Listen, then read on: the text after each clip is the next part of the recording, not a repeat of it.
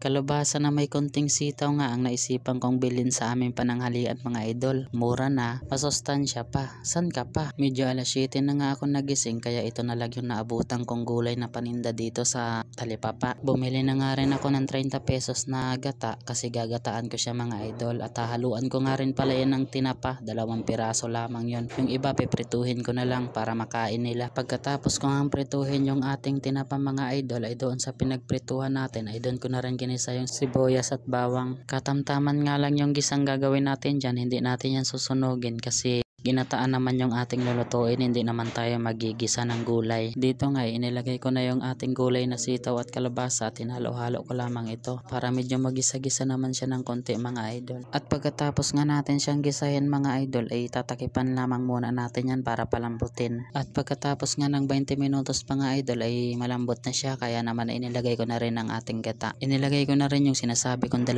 pirasong tinapa kanina pampadagdag lasa. At dahil gusto ko nga masarap, nagbulobod na rin ako ng magic sarap, sabay lagay na rin ng konting asin. Konti lang para hindi siya masyadong maalat. Nakakasira kasi ng panlasa kung masyadong maalat ang ating ulam. At makalipas nga ang mga ilang minuto mga idol, dito ay luto na yung ating gulay kaya naman ay inahon ko na agad at nilagay ko na agad sa aming hapagkainan. Tara kain po tayo mga idol. Salamat sa panonood. Thank you God sa blessings mo sa amin today. Napakabuti mo. Thank you for watching.